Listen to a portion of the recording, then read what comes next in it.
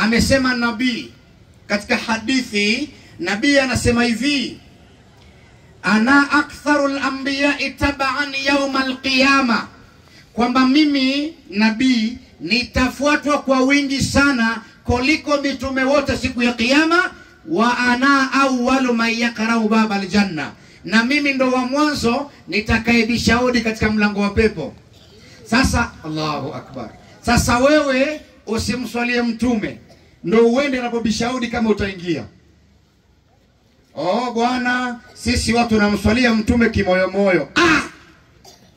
Hivi mwambie mkeo kimoyo moyo nakupenda kama atakuelewa. Nenda tu kamwambie mkeo leo, kesho, atakuuliza mzee vipi? Wewe mimi nakupenda kimoyo moyo. Kimoyo moyo sawa, utanifuata kwetu kimoyo moyo.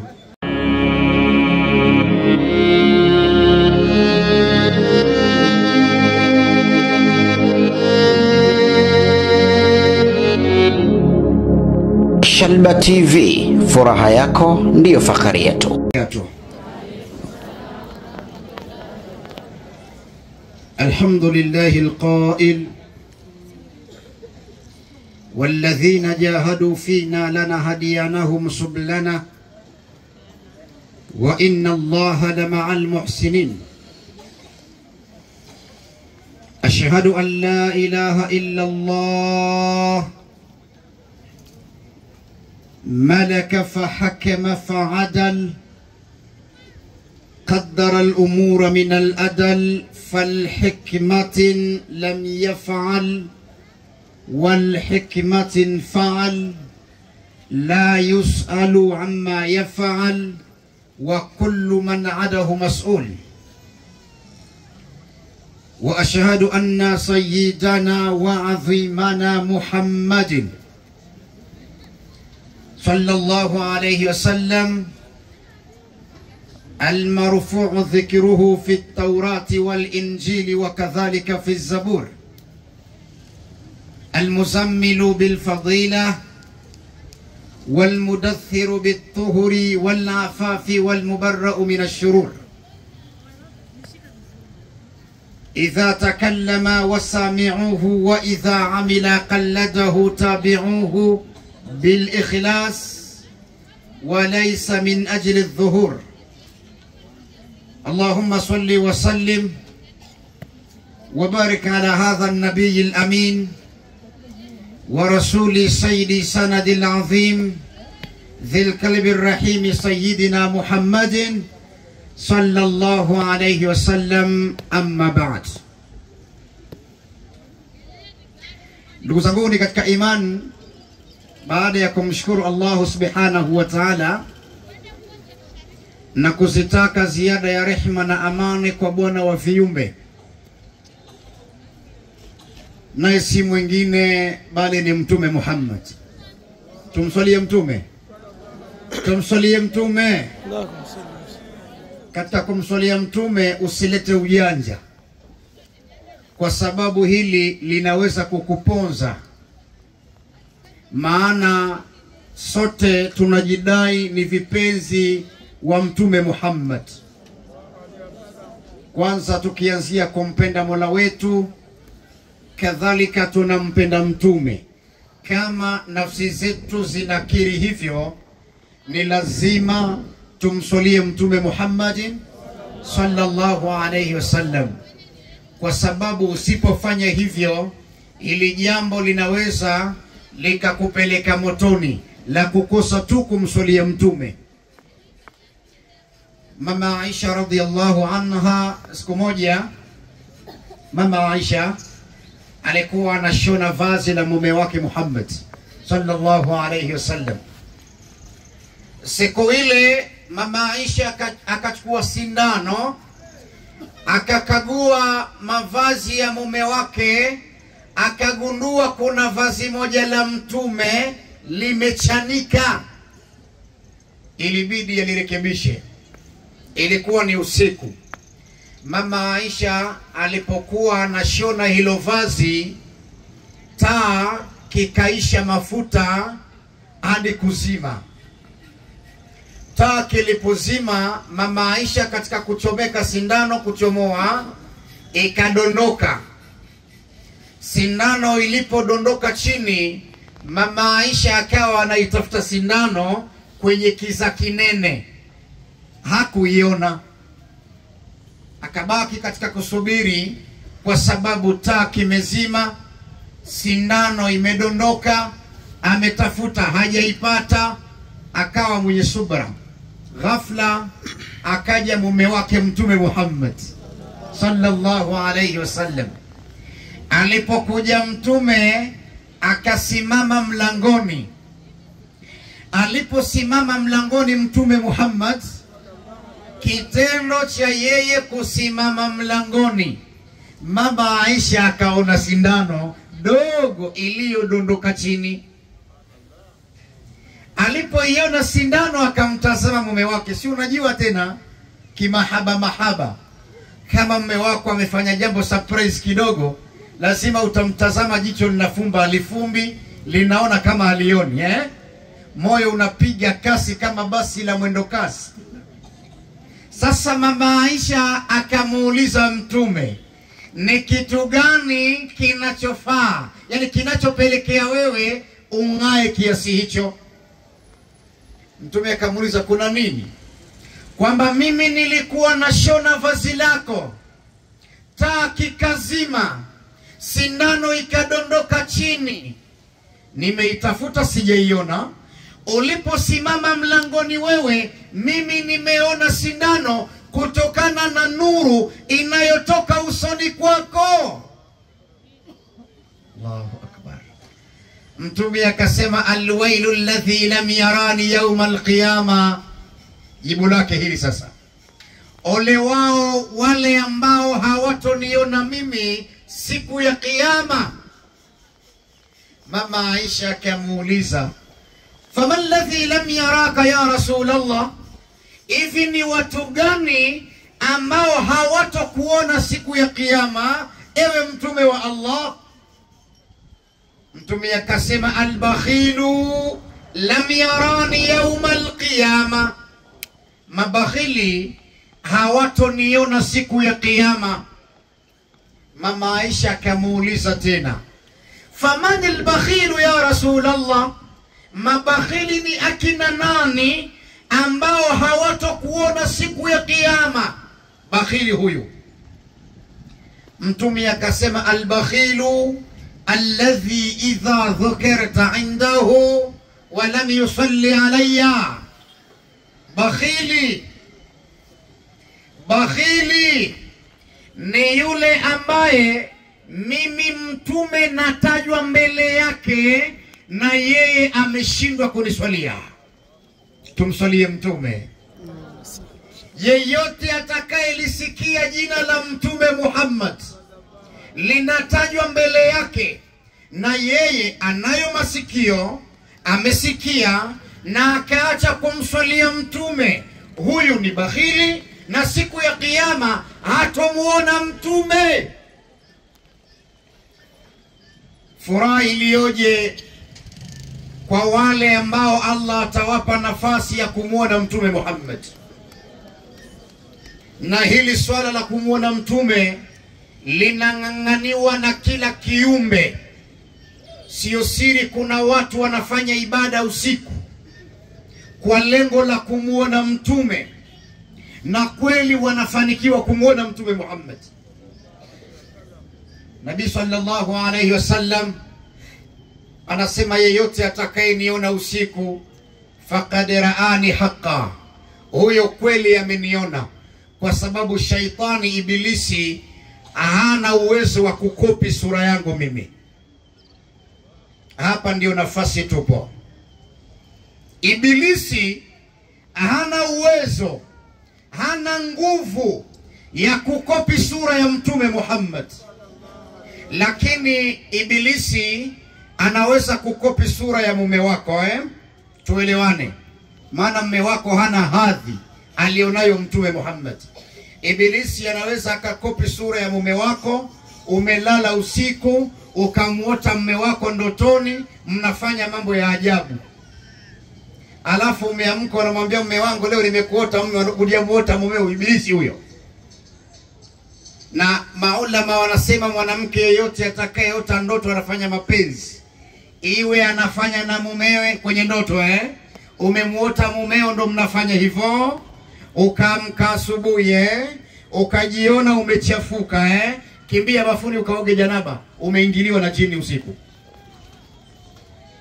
Kimbia kaoge janaba, usikurupuke tu kutia udhu na kuswali, utakuwa hujakamilisha, utasababisha swala zako ziwe na mapungufu makubwa mbele ya Allah, na siku ya kuhesabiwa ukajikuta hujafanya chochote.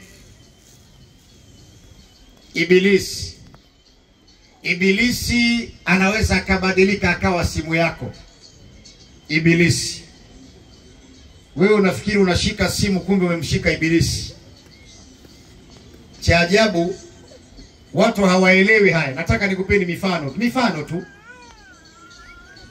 Yani unamkuta mtoto wa kike mtaani yuko vizuri mashaallah, akitoka anavaa anapendeza mashaallah, jalbab mpaka ninja anavaa wakati mwingine, au huyu hajawahi hata kuvua ninja, yeye akitoka ana stara yake, lakini usiku au muda wote akijifungia ndani anaondoa baibui lake, anaondoa shungi lake, anaondoa niqab, huyu anaweka lijishimu lake hapo, anaanza kuiba hani na kujilambalamba midomo, utadhani anakula asali, alafu anaposti kwenye mitandao ya kijamii. Wapo hawapo? Unakuta binti wa Kiislamu ukimkuta mtaani mashaallah, huyu nikimchukua huyu ni wife material, kumbe huyu ukimweka ndani sio wife material tena, huyu anakuwa ni wife materiality, kwa sababu vazi linamheshimisha. Mwanadamu yeyote anapovaa vazi la Kiislamu linampa heshima kubwa sana, lakini tabia zetu zinatusaliti wakati mwingine tabia zetu zinafanyaje? Zinatusaliti, kwa sababu tabia zinabebwa na moyo, ucha Mungu unabebwa na moyo. Na ndio maana Mtume akasema attaqwa hahuna. Tena alipozungumza hadithi hii kashika kifua chake mara 3, attaqwa hahuna, attaqwa hahuna, attaqwa hahuna. Ucha Mungu upo hapa, ucha Mungu upo hapa kifuani kwa mwanadamu, na sio usoni wala kwenye vazi. Tumsalie Mtume. Unaweza kumwona mtu anavaa vizuri mashaallah kapendeza, lakini fedhuli wa tabia, nyumbani anamtukana mama yake. Binti toko ulivyojiona ukijiangalia kifuani, kifua chako saa 6 kiuno 24, mama yako anakuambia kaoshe vyombo, mama nishachoka mie. Umechoka, umefanya nini? Unaanza kujiona mzuri sababu amekuzaa mama yako, amekuweka kifuani miaka 2, unamsumbua umekuwa umeanza kutambaa mtoto yule, mama yako anakulinda huku na kule usidhurike, anashughulika kukusomesha. Leo hii unamuona mama yako hafai, unamuona baba yako hafai, unatoroka nyumbani kwenu, unaenda kukaa kwa marafiki zao kufanya ufidhuli. Hujui kwamba unawatia matatizoni wazee wako mbele ya Mola wao. Kila mmoja aliye karibu na mama yake amkumbatia, alafu amwambia I love you mami. Yeyote aliye na mama yake hapo, hebu mkumbatie mama yako, alafu mwambie I love you mami. La ilaha Muhammadun raha, sio raha. Kuna watu hivi sasa wanahuzunika, mama zao wapo makaburini, wanatamani angalau waweze kukaa na wao katika kikao hichi. Wapo.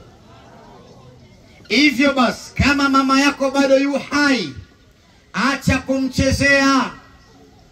Aljannatu tahta aqdamin ummahati, pepo ya Allah ipo chini ya nyayo ya mama zenu. Huwezi ukaipata pepo ya Allah, sharti unyenyekee kwa mama yako. Ukimuona mama yako ni mke mwenzio, jehanamu inakuhusu. Ukimchukulia mama yako ni mshikaji mwenzio, ni shoga yako, si ndio? Mnaweza mkashare kanga, si ndio? Mnaweza mkashare baibui, ukamchukulia poa. Wallahi pepo utaisikia tu, pepo ipo na hutoiona. Sio kuiona tu, hata harufu yake hutowahi kunusa, kwa kosa moja tu la kumdharau mama yako. Allah anasema ndani ya Qur'an, wa waswaina al-insana biwalidayhi hamalathu ummuhu wahanan ala wahan wa fiswaluhu fi amaini anishkuru li wa liwalidayka ilayya al-masir. Allah anasema hivi, tumemuhusia mwanadamu, wa waswaina al-insana biwalidayhi, tumemuhusia mwanadamu awatendee wazazi wake wawili wema, kwa sababu wafiswaluhu fi amaini, mama yako ameshika mimba matatizo juu ya matatizo na akakuweka kifuani miaka miwili. Yani mama yako ameishi kwa tabu alipokuwa mjamzito. Kuna mtu akiwa mjamzito hapa na relax. Wahenga wanasema mjamzito kaburi lake lipo wazi. Uongo kweli? Yani wakati wowote huyu tunaweza kumfukia udongo, kwa sababu anapitia mateso, anapitia dhiki. Mama yako alikuwa anatamani kula maharage, toka alivyoshika mimba akila maharage moyo unawaka moto, anatema mate mara kwa mara, anaachana na maharage mpaka ajifungue. Huyu ndio mama yako. Mama yako alikuwa anatoka na kujiunga na wanawake wenzie katika kutafuta riziki. Hivi sasa hakai kwenye vikao na wanawake wenzake kwa sababu anatema mate sana. Anaona kero kukaa na watu huku akitema mate sana, anajifungia ndani. Dhiki sio dhiki? Dhiki. Mama yako hawezi kulalia tumbo tena. Alikuwa amezoea tabia hiyo. Hivi sasa hawezi kulalia tumbo kwa miezi 9. Kiubavu ubavu. Tena chali anaambia usilale chali. Wewe unaweza? Sasa hii ni dhiki. Hii ni dhiki. Allah anasema hivi, anishkuru li wali walidak, nishukuruni mimi Allah na uwashukuru wazazi wako hawa. Ukimshukuru Allah na ukaacha kuwashukuru wazazi wako, wewe umefanya makosa. Na ukiwashukuru wazazi wako ukaacha kumshukuru Allah, kadhalika umefanya makosa. Siku moja muite mama yako, mwambie mama, mimi nakushukuru sana, umenilea alhamdulillah, nimefikia umri huu. Mama yangu makosa yangu madogo madogo kama mtoto, nisamehe tu. Atakusamehe yule. Hakuna kiumbe mwenye huruma kama mama katika binadamu. Katika binadamu mama yuko radhi. Mama yuko radhi. Amepewa talaka na mumewe, ana watoto 5, hajui atawaweka wapi.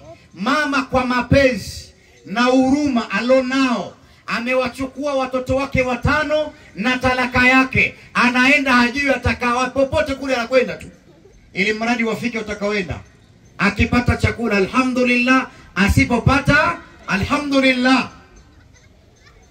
Lakini baba, kuna wazee amempiga mke wake talaka, kawapiga na watoto talaka, wote kawatilia mbali, kamwacha mke wake na hataki kuhudumia watoto. Hana huruma huyo.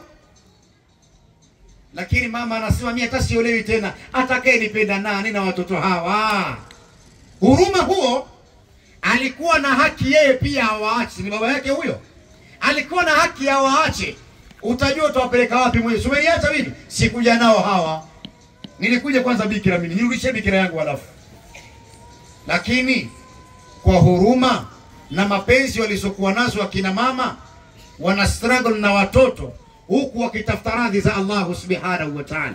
Wallahi mama yangu unayenisikiliza katika mkutano huu, mimi nakuombea kheri. Allah akubariki, akuondolee maumivu, akupe subra, akujalie mwisho mwema. Leo binadamu tumehadaika. Narudi katika mada yetu ni katika swala zima la kumswalia Mtume Muhammad. Huku nimeenda tu katika kujaza, lakini nafasi yetu ni katika kujali uwepo wa Mtume Muhammad sallallahu alayhi wasallam, kwa sababu mwanadamu wa Kiislamu ukisema sallallahu alayhi wasallam, sawa sallallahu alayhi wasallam, hiyo kauli moja tu Allah anakuandikia thawabu 10. Alafu kauli hiyo moja anakufutia madhambi 10. Kauli hiyo moja anakupandisha daraja 10. Kitendo cha kusema tu sallallahu alayhi wasallam, kwamba Mwenyezi Mungu anakufutia madhambi, Mwenyezi Mungu anakupa thawabu, Mwenyezi Mungu anakupandisha daraja, kwa sababu umemtakia rehma kipenzi chake Muhammad sallallahu alayhi wasallam. Si katika hayo tu, tunaweza tukapiga kelele sana, mbona dua zetu haziendi? Mimi najua miongoni mwa siri za dua ni kumswalia Mtume, na hili nimesha experience kwa muda mrefu. Nimegundua kwamba salatu ala nabii inasaidia pakubwa sana dua zangu kukubalika mapema, kwa sababu siwezi mimi nikaanza dua sijamswalia Mtume, na nikimaliza dua sharti pia nimswalie Mtume. Na wewe kama unahitaji dua zako zikubalike, anza na salatu ala nabii, thumma du'a, kisha muombe Allah, wa ba'da dua tahtim bisalati wassalam ala rasulillah sallallahu alayhi wasallam. Ukimaliza dua hitimisha dua yako na salatu ala nabii, kwa sababu dua haiendi kwa Mwenyezi Mungu kama haina swala mbili ya Mtume Muhammad. Haiendi eti Allahumma rabbana taqabbal minna innaka antas sami'ul alim wa tub alayna maulana innaka antat tawwabur rahim ya Allah nas'aluka rizqan halalan tayyiban mubarakan fi walhamdulillah. Hiyo haiendi popote, kwa sababu umeomba dua hujamtaja Mtume. Hujamtaja nani? Mtume Muhammad. Kwa tumswalie sana Mtume, kwa sababu katika kumswalia Mtume kuna fadhila kubwa, kuna fadhila kubwa. Na hizi swala leo mimi nataka nikujuzeni jambo moja. Nataka nikujuzeni, mimi niliwahi kupitia mtihani kidogo. Kuna sehemu niliwahi kuletewa mgonjwa, mtoto. Yule mtoto alikuwa na shida mbili. Jambo la kwanza, alikuwa na tabia ya kukauka damu sana. Yeye alikuwa malisi mwezi, anaenda kutiwa damu. Jambo la pili, yule mtoto alikuwa halali. Usiku anapiga kelele mno, anapiga kelele, analia, anyonyeshwe wapi, abebwe wapi, azungushwe wapi, vyovyote wanavyofanya mtoto atulii. Wakamleta ile, nikamfanyia dua. Tena nilifanyaje? Kwanza nilimwambia huyu damu yake itarudi. Nikamwambia mama yake, nenda kanunue mchicha. Mnajua mchicha mnauitaje huku? Timboga. Ewa. Hicho timboga. Tumsalie Mtume. Nikamwambia nenda kanunue mchicha. Akaenda kununua mchicha vifungu viwili. Nikamwambia vikatekate vizuri, vioshe, alafu vichemshe, visiive wala visiwe vibichi, kati kwa kati. Nyinyi wapishi mnajua haya Sasa vikishafikia hatua hiyo, vilipue, kamua yale maji, vikamue maji. Yale maji yake ambayo ndo umechemshia, yaweke kwenye kikombe au glasi. Mpe mtoto wako asubuhi kikombe kimoja, jioni kikombe kimoja, kwa muda wa siku hizi. Ukimaliza mlete kwangu. Akafanya hivyo. Baada ya kufanya hivyo, siku ya tatu akarudi. Nikamwambia vipi mwanao? Akasema mwanangu kwanza sasa hivi ameanza kutulia, hajalala, lakini halii kama mwanzo. Huwa analia kidogo, anapotezea. Nikamwambia sawa, muweke chini. Akamweka chini. Nikashika sikio la yule mtoto. Sawa nikalitolea adhana mara 7.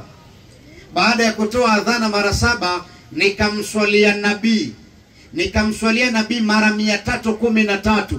Tena sikuchukua hata swala ndefu, nilikuwa nasema tu sallallahu ala Muhammad, sallallahu ala Muhammad, sallallahu ala Muhammad mara 313. Baadaye nikachukua maji ambayo nilikuwepo pale wakati nafanya dua hiyo, nikamwambia nenda kamuoshe mwanao nywele zake, mpake makwapani haya maji, mpake kwenye vidole vya miguu, alafu nendele nyumbani kwenu. Walienda mpaka leo yule mtoto hajawahi kupiga kelele usiku. Tena wanasema shekhe, mpaka sasa hivi kitanda kinatingishika lakini mtoto haamki. Umeelewa hujaelewa? Au hujaelewa? Tuseme la ilaha illa Allah. Kwa sababu gani? Kwa sababu salatu ala nabii ni tiba. Salatu ala nabii ni ponyo. Salatu ala nabii ni msaada katika tiba. Salatu ala nabii ni yani ina umuhimu mkubwa sana katika maisha ya mwanadamu. Na huyu ndiye mtume, kwa sababu Allah anasema an-nabiyyu aula bil mu'minin min anfusihim wa azwajuhu ummahatuhum. Kwa nini iko hivi? Kwa sababu mtume ni bora kwa waumini wote. Yani sisi wote waumini wa Kiislamu duniani, sawa eh? Nabii ndiyo bora namba 1. Si katika waumini tu, binadamu wote, Wakristo, Mabudha, Washinto, Mabaniani, makafiri, yani vyovyote, hata wanga. Nabii ni bora kwa viumbe wote. Na si binadamu tu, hata malaika. Hata malaika. Malaika wa Allah, yani malaika wote wa Allah wana kiongozi wao. Kiongozi wa malaika ni Jibril. Jibril ndiyo raisul malaika.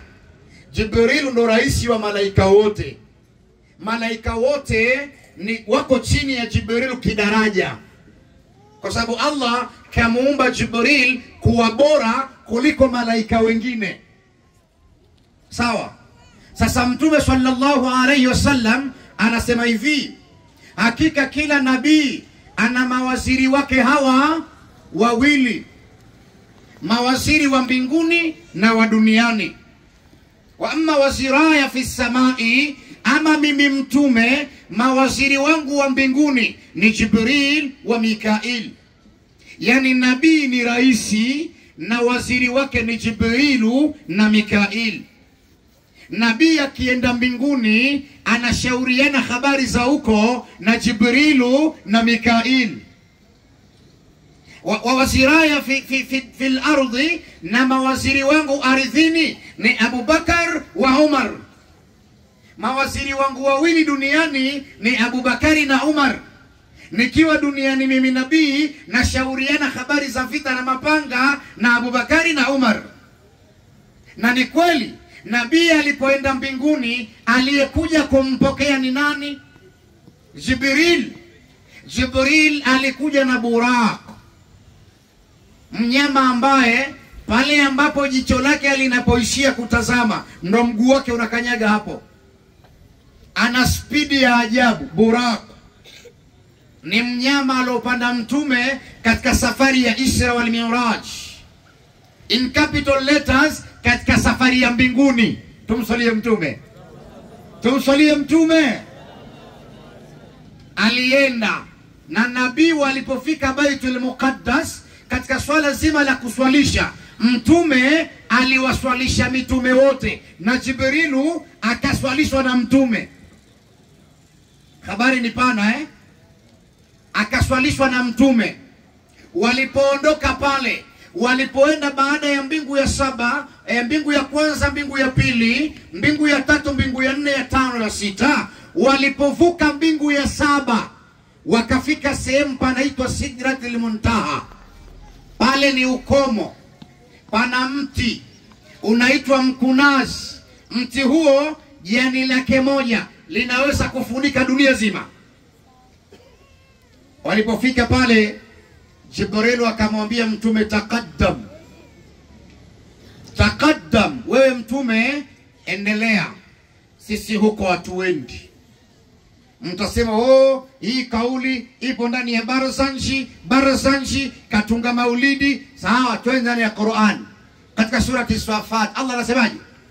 Malaika walitamka siku hiyo, wama minna ila lahu maqamun maalum, kwamba hakika sisi malaika tuna sehemu yetu maalum, hatuwezi kuvuka hapo.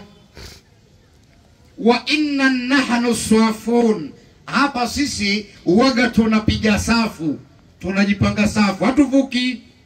Wa inna nahnu almusabbihun, hapa sisi huwa tunamsabehe Mwenyezi Mungu. Wewe mtume, taqaddam, endelea. Kule unakoenda wewe kuna nuru ambayo mimi Jibrilu nikienda huko nitayeyuka, lakini wewe mtume huwezi kuyeyuka. Tumsalie mtume. Huu ni ubora, huu ni ubora alionao mtume Muhammad. Hivyo ukimswalia huyu unapata thawabu, ukimswalia huyu unakuwa kipenzi cha mtume Muhammad.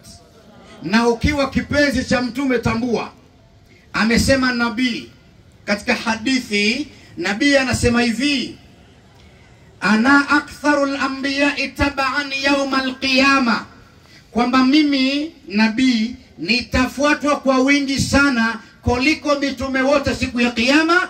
Wa ana awwalu man yaqra'u baba aljanna, na mimi ndo wa mwanzo nitakayebishaudi katika mlango wa pepo. Sasa Allahu akbar, sasa wewe usimswalie mtume ndo uende unapobishaudi kama utaingia. Oh bwana, sisi watu tunamswalia mtume kimoyo moyo. Hivi mwambie mkeo kimoyo moyo nakupenda kama atakuelewa. Nenda tu kamwambie mkeo leo, kesho, atakuuliza mzee vipi? Wewe mimi nakupenda kimoyo moyo. Kimoyo moyo sawa, utanifuata kwetu kimoyo moyo. Akai uongo kweli? Sasa kama mkeo hawezi kukaa kwa wewe kuzungumza naye kimoyo moyo, unawezaje kupata thawabu kwa kumswalia mtume kimoyo moyo? Eti kimoyo moyo eti hivi kimoyo moyo ndio vipi kwanza? Kimoyo moyo ndo vipi? Ni ujanja tu wa kukataa kumswalia mtume. Huu ni ujanja tu, ubabaishaji, umbambamba. Tumswalie mtume. Tumswalie mtume. Hebu tusimame wima, tumsalimie mtume na tumswalie. Tusimame wote. Ya Nabi salamu alaika ya Rasuli ya Habibi salamu alaika salatullah.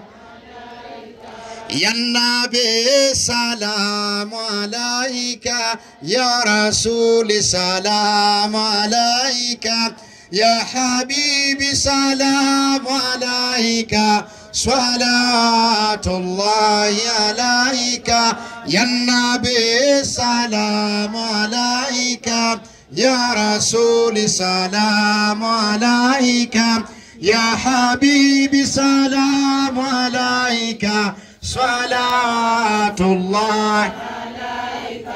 Ya Nabi salamu alaika ya Rasuli salamu alaika ya Habibi salamu alaika salatullah alaika. Ya Nabi salamu alaika ya Habibi salamu alaika ya Rasul salamu alaika salawatullahi alaika.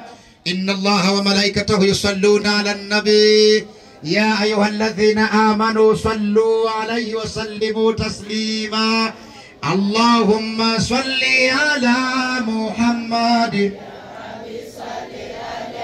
wa sallim. Allahumma salli ala Muhammad ya Rabbi salli wa sallim. Allahumma salli ala Muhammad ya Rabbi salli wa sallim. Allahumma salli ala Muhammad salli alayhi wa sallim. Allahumma salli ala Muhammad ya Rabbi salli alayhi wa sallim.